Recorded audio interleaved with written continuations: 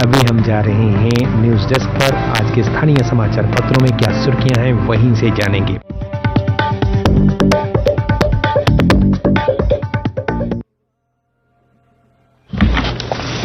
धन्यवाद संजीव। समाचार पत्रों की सुर्खियों के साथ आज मैं हूं न्यूज डेस्क पर रेडियो सखी माधवी। लेकिन समाचारों से पहले हम अपने श्रोताओं के साथ भारतीय सेना द्वारा किए जा रहे सराहनीय कार्यों को साझा करना चाहेंगे। विश्व मलेरिया दिवस के अवसर पर भारतीय सेना ने जिला रामबन में गवर्नमेंट मेडिकल स्कूल उखराल में एक लेक्चर का आयोजन किया, जिसका उद्देश्य स्वच्छता के बारे में, मलेरिया कैसे होता है और इससे कैसे बचा जा सकता है के बारे में जानकारी फैलाना था। इस लेक्चर में दूसरी बीमारियों जैसे डेंगू और चिकनगुनिया के बारे में भी जानकारी दी गई।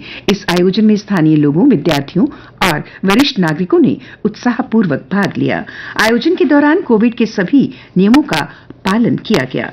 रमजान का महीना पूरी दुनिया के मुसलमानों के लिए पवित्र महीना माना जाता है। शांति और सद्भाव की भावना को बनाए रखने के लिए भारतीय सेना ने जिला रामबन के संगलदान में एक इफ्तार पार्टी का आयोजन किया। इस आयोजन से सभी धर्मों के स्थानीय लोगों को आपस में बातचीत करने और रमजान का पवित्र महीना मनाने तथा भारतीय सेना और स्थानीय लोगों के बीच रिश्ते को मजबूत करने का मौका मिला।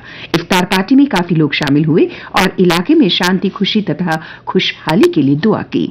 स्थानीय लोगों और समुदाय के नेताओं ने उम्मीद जाहिर की कि ऐसे आयोजनों से इलाके में सांप्रदायिक एकता को बढ़ावा मिलेगा तथा भारतीय सेना और स्थानीय लोग मिलकर इलाके की भलाई के लिए काम करेंगे।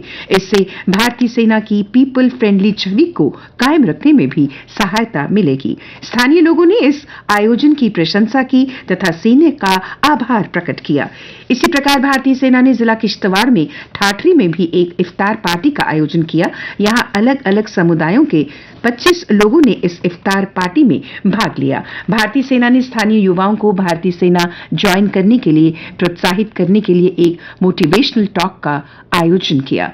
नौशहरा में लाम पंचायत के लहरा गांव में इसे आयोजित किया गया। इस वार्ता का उद्देश्य स्थानीय युवाओं को अपनी रुचियों के अनुसार भारतीय सेना में अपने करियर की योजना बनाने के लिए मार्गदर्शन करना था। उन्हें ऑफिसर्स या अदर रैंक्स में ज्वाइन करने के लिए शैक्षणिक और शारीरिक योग्यताओं के बारे में बताया गया। भाग लेने वालों ने इस आयोजन के लिए सेना का धन्यवाद किया। और अब चलते हैं न्यूज डेस्क की ओर। एक समाचार जो आज सभी समाचार पत्रों के मुख्य पृष्ठ पर है। यद्यपि कईयों का ये मुख्य समाचार नहीं है, परंतु मुख्य पृष्ठ पर है और प्रमुखता से प्रकाशित हुआ है। समाचार है, अब 5 से 12 वर्ष के बच्चों को भी लगेगा कोरोना रोधी टीका। डीसीजीआई ने 5 से 12 तथा 6 से 12 वर्ष के बच्चों के टीकों को दी आपात इस्तेमाल की मंजूरी। लगेंगे कॉर्बोवैक्स, कोवैक्सीन। अभी 12 साल से बड़े बच्चों को ही लग रहा टीका। उधर केंद्रीय स्वास्थ्य एवं परिवार कल्याण मंत्रालय की ओर से मंगलवार सुबह जारी आंकड़ों के मुताबिक पिछले 24 घंटे के दौरान देश में कोरोना संक्रमण के 2483 नए मामले सामने आए हैं। देश में एक बार फिर कोविड-19 संक्रमण के मामलों में हो रही वृद्धि के बीच प्रधानमंत्री श्री नरेंद्र मोदी आज सभी राज्यों के मुख्यमंत्रियों से संवाद करेंगे। अब आते हैं उन समाचारों की ओर जिनको समाचार पत्रों ने प्रमुख बनाया है। एक प्रमुख स्थानीय अंग्रेजी समाचार पत्र का पहला बड़ा समाचार है, worst ever power crisis in J&K, Jammuites face 12-hour cuts in scorching heat. Despite smart metering, 24/7 supply remains dream. इसी से संबंधित कई समाचार आज समाचार पत्रों के अंदर के पृष्ठों में भी छपे हैं। कुछ प्रमुख हैं। चैंबर ऑफ कॉमर्स और इंडस्ट्री जम्मू ने उपराज्यपाल से की व्यवस्था की मांग। पेयजल संकट बढ़ने से लोगों की दिनचर्या हो रही प्रभावित। मेयर चंद्रमोहन गुप्ता ने कहा, पेयजल किल्लत से निपटेगा निगम, लीकेज पर सख्ती, शीतली फिल्ट्रेशन प्लांट का होगा कायाकल्प। लगभग हर स्थान से लोगों के प्रभावित होने और प्रदर्शन करने के समाचार चित्रों सहित समाचार पत्रों में हैं। रियल एस्टेट में और निवेशक लाने की तैयारी। अब श्रीनगर में होगा सम्मेलन। कश्मीर में अगस्त में प्रस्तावित है सम्मेलन। एलजी ने की तैयारियों की समीक्षा। देश के अन्य शहरों के मॉडल का होगा अध्ययन, कहा एलजी। ये समाचार आज एक हिंदी समाचार पत्र का प्रमुख समाचार है। एक दूसरे हिंदी समाचार पत्र का पहला बड़ा समाचार है, वैश्विक मंच पर बड़ी भूमिका को तैयार भारत दुनिया को खाद्य आपूर्ति की समस्या से उभारने में करेंगे पूरी मदद, लेकिन WTO ने बदले नियम। समाचार पत्र के अनुसार दुनिया के 90 देशों के मंत्रियों, शिक्षाविदों और सरकारी प्रतिनिधियों के सामने विदेश मंत्री एस जयशंकर ने मंगलवार को साफ ऐलान किया कि भारत वैश्विक मंच पर अपनी बड़ी भूमिका निभाने को तैयार है। उन्होंने खाद्य संकट की समस्या से उबरने में भी पूरी मदद देने का आश्वासन दिया। इन बड़े समाचारों के अतिरिक्त मुख्य पृष्ठों के कुछ और समाचार। केंद्र सरकार ने कहा है आतंकवाद के चलते 64,827 कश्मीरी पंडित परिवारों को छोड़नी पड़ी घाटी। जम्मू में 43,618, दिल्ली NCR में बसे हैं 19,338 कश्मीरी परिवार। सुरजवा फिदायीन हमले की जांच NIA ने संभाली। घाटी में जैश के 2 हाइब्रिड आतंकी व हिजबुल के 3 मददगार गिरफ्तार। और अब अन्य समाचारों के साथ रोहिणी।